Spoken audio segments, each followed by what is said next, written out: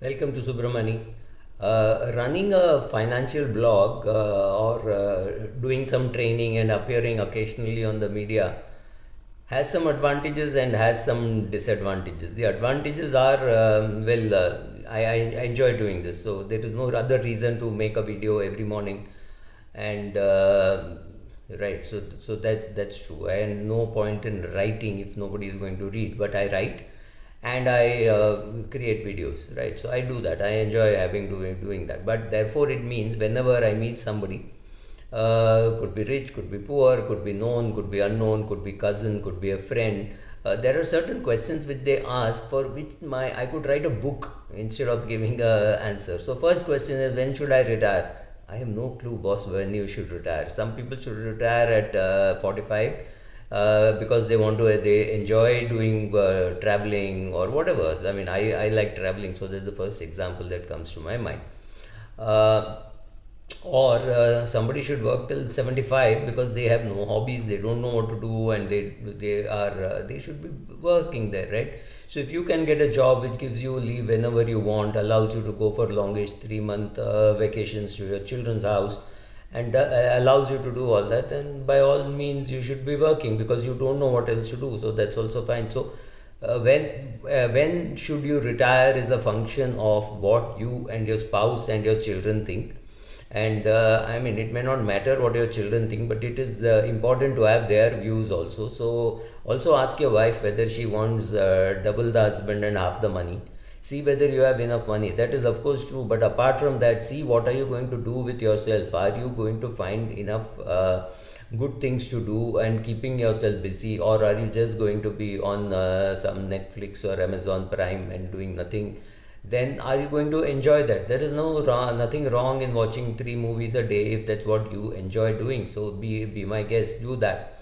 But find out whether you will really enjoy doing that or will you miss all the action. So know yourself. Ask your spouse, ask your family, find out all that. Do you have hobbies? Do you answer many of those questions? Money is important, there is no doubt, and if you don't have enough money, you can't even consider retiring.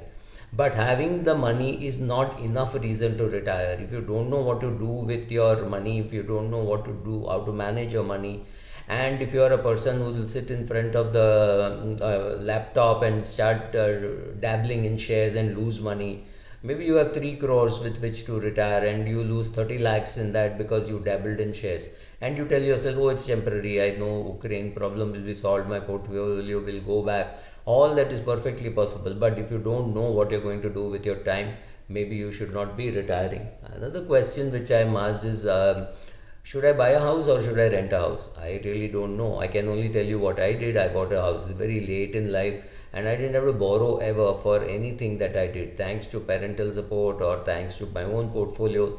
Whether it was buying an office, whether it was buying a house, whether it was buying a car or a laptop or anything, I never ever borrowed in my life. Right now, I can't say that that is exactly what you should be doing in your life. It's up to you. Right? So, whether you should buy a house or rent a house, just remember one thing: when you're buying a house, you're renting money because you're borrowing money from somebody, you're taking money on rent and buying the house. When you're renting a house, you're renting cement, bricks, flooring, and walls and wood. That is what you're taking on rent. So you decide whether you want to take the money on rent or you want to take these things on rent.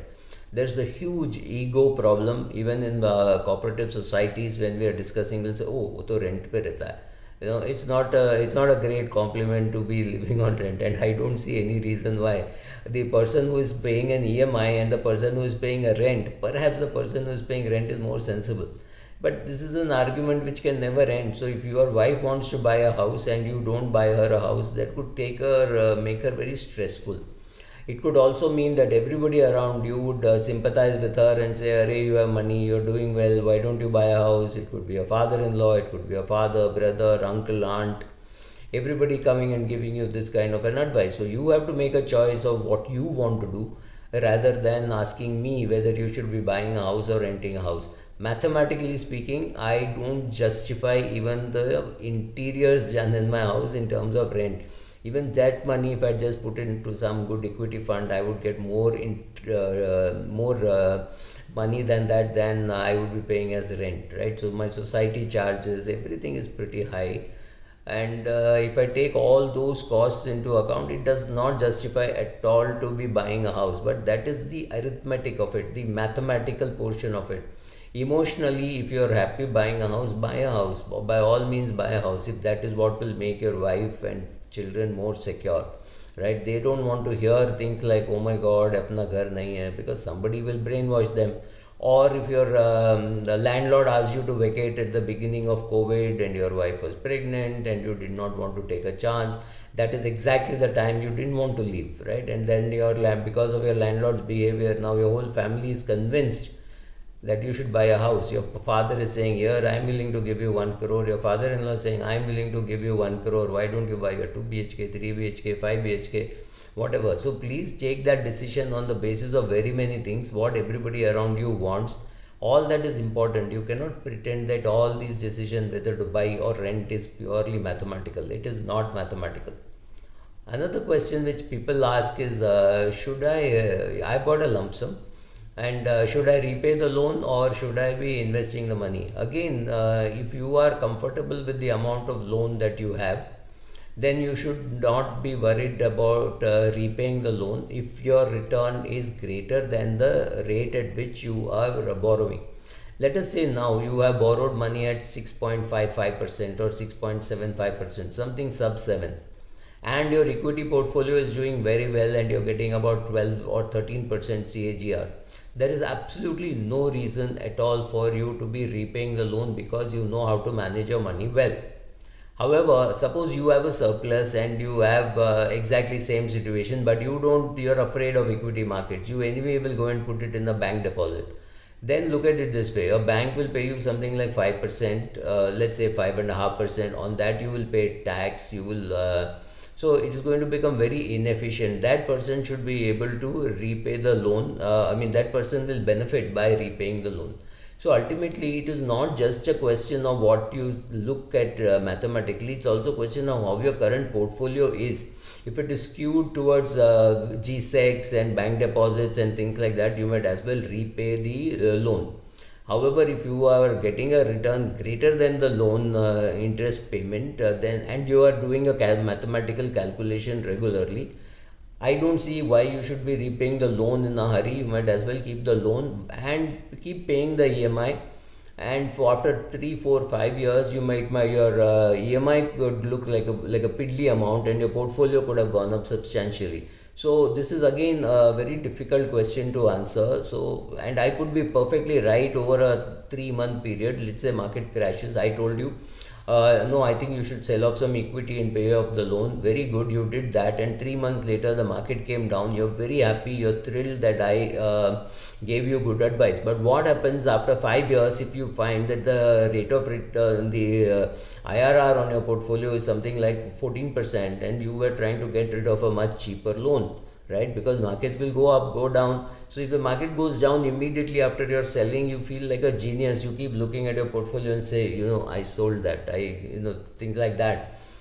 So based on how you are going to behave with your money in the longer run, because housing is a longer run thing. So based on that, you have to take a decision. Should I change my job? I have no clue whether you should be changing your job. There is one girl I know who changed her job because she did not want to go to office. So she left an Indian startup to join an American company where she was promised work from home for life. She actually quit the job for this reason. Now, I'm not getting into right or wrong. If you're happy with the job that you have, if you're clear that that is where you want to be, if you're in a sales job and you enjoy doing sales, or you're in a sales job and you don't enjoy doing sales, it's a function of all this. Are you willing to relocate? You're right now nicely sitting in Bombay and working. You are now being offered a job in Delhi. Will your spouse and family accept that? Will your parents want to come and stay with you for some time?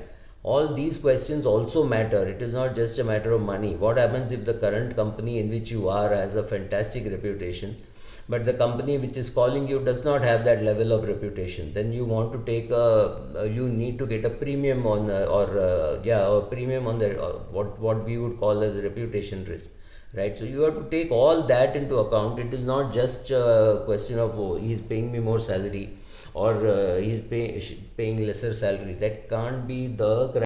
One more question which comes up very regularly is, where should I buy a house? Should I buy a house in a great location, or should I buy a house in a location which is far away but it is very near the railway station, and I will be able to travel by train from this time to this time, or whatever. So those are the questions which you have to answer, not just the price, right? You cannot just look at the price and say, oh, therefore I will live in that location where I know the water quality is not good, the pollution levels are high, etc., etc. You have to make that choice, right? That is not a financial choice of where you should buy, but yes, finance is very important. For example, I tell doctors, nobody cares where you live. Your clinic or your dispensary should be in a place where there are prosperous people, so that they come to you for and your business does well. So all these questions have to be answered emotionally as well as financially. It is not just money. So I would, if I were a doctor and if I were in Bombay, I wouldn't mind living in Kalina as long as I can practice in Santa Cruz, because the chances are a person coming to your Santa Cruz clinic will pay better than the person who would have come to your Kalina clinic. Things are as simple as that. Thank you.